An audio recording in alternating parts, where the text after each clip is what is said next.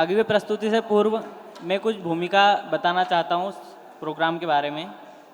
326 ईस्वी पूर्व जब अलेक्जेंडर भारत आया तब भारत छोटे छोटे राज्यों में विभक्त था और वहीं मगध साम्राज्य का विस्तार हो रहा था। छोटे छोटे राज्यों के आपसी विवादों का फायदा उठाते हुए अलेक्जेंडर ने भारत के कमजोर हिस्सों पर आक्रमण करना शुरू कर दिया, जिससे मगध, जो कि एक विशाल साम्राज्य में परिवर्तित हो रहा था, भली भांति परिचित था। बावजूद मगध का राजा धनानंद स्वयं को सबसे अधिक शक्तिशाली समझने की भूल कर रहा था।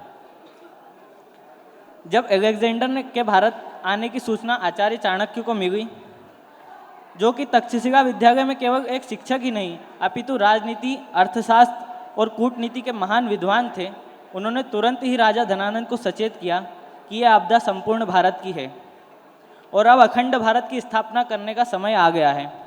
पर कहते हैं ना कि जब नाश मनुष्य का छाता है, पहले विवेक मर जाता है। उस मूर्ख ने न केवल आचार्य चाणक्य का प्रस्ताव अस्वीकार किया अपितु उनका अपमान करके उन्हें धक्का देकर राज्य से बाहर करने लगा।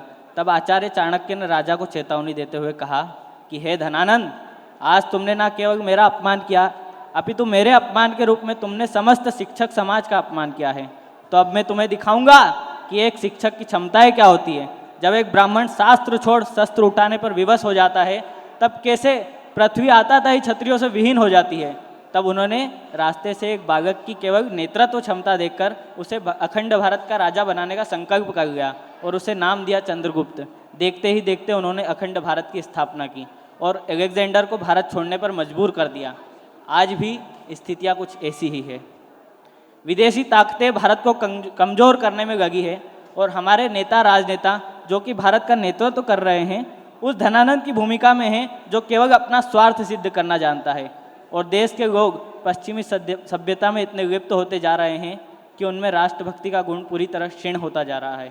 लोगों की प्रवृत्ति इतनी बदल गई है कि वे स्वयं की समृद्धि के अतिरिक्त कुछ और सोच ही नहीं पा रहे हैं। तो ये सब सुनकर हमारे मन में विचार आते हैं कि देश में राष्ट्रभक्ति की भावना को पुनर्जीवित कौन करेगा, देश की अखंडता को कैसे अक्षुण्ण रखा जाए, किस प्रकार विदेशी ताकतों से देश की रक्षा की जाए और सबसे महत्वपूर्ण, इसकी शुरुआत कैसे और कहां से होगी। तो शुरुआत हो चुकी है। देश का एकमात्र ऐसा संस्थान जहां न केवल बच्चों को तकनीकी शिक्षा दी जाती है अपितु उनमें राष्ट्रभक्ति का संचार भी किया जाता है कि कैसे जब देश की बात आती है तो देश का युवा मेरा रंग दे बसंती चोगा गाकर हंसते हंसते फांसी का पंजा चूम लेता है, और कैसे जब नारी को कमजोर समझने की भूल की जाती है तो देश रक्षा हेतु वो हाथों में खड़ग लिए माँ भवानी का रूप धारण कर लेती है। जी हाँ, ये सभी संस्कार हमारी एकेडमी जितेंद्र मिश्रा एकेडमी में दिए जाते हैं। और आचार्य चाणक्य की भूमिका में हमारे गुरुदेव अपनी पूर्ण क्षमताओं के साथ देश को सशक्त बनाने एवं समृद्धि प्रदान करने में लगे हुए हैं। और इतिहास साक्षी है कि हमारे गुरुदेव के मन में जब कोई विचार जन्म लेता है तो उसका मूर्त रूप लेना तय है। और फिर यदि बाधाओं के रूप में संसार की समस्त शक्तियां एकत्रित क्यों ना हो जाए, वो अपने लक्ष्य को प्राप्त कर ही लेते हैं। तो गुरु हो विश्व का भारत, यही है एक सपना। लक्ष्य है तो बस यही है उनका अपना, यही है कामना हो पूर्ण गुरुवर का ये सपना। विश्व गुरु हो विश्व भर में देश अपना, विश्व गुरु हो विश्व भर में देश अपना।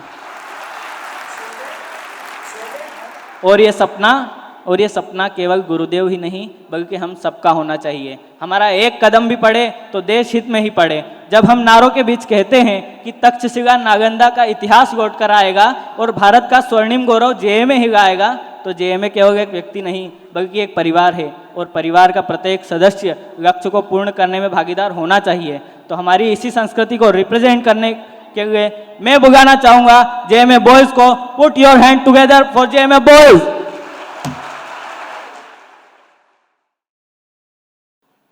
से मुख से कृति से निश्चल हो निर्मल मति से, श्रद्धा से मस्तक नत से हम करे राष्ट्र अभिवादन अभिवादन। हम करे राष्ट्र आराधन, हम करे राष्ट्र आराधन, हम करे राष्ट्र आराधन, हम करे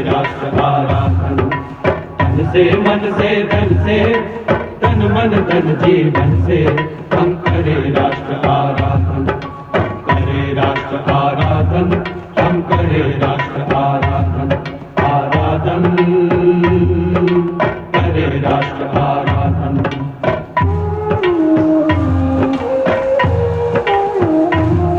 अंतर से मुख से कृति से निश्चल हो निर्मल मति से, अंतर से मुख से कृति से निश्चल हो निर्मल मति से, श्रद्धा से मस्तक नत से हम करें राष्ट्र अभिवादन, हम करें राष्ट्र अभिवादन, हम करें राष्ट्र आराधन, हम करें राष्ट्र आराधन, आराधन करें राष्ट्र आराधन।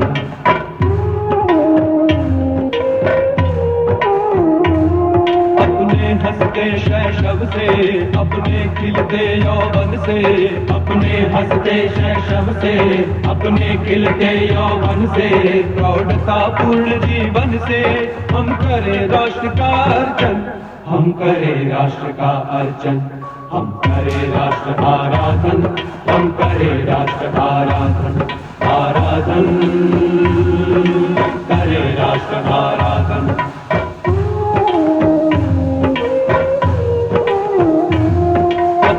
अतीत को पढ़कर अपना इतिहास उलटकर, अपने अतीत को पढ़कर अपना इतिहास उलटकर, अपना भवितव्य समझकर हम करें राष्ट्र का चिंतन, हम करें राष्ट्र का चिंतन, हम करें राष्ट्र आराधन, हम करें राष्ट्र आराधन, आराधन करें राष्ट्र आराधन।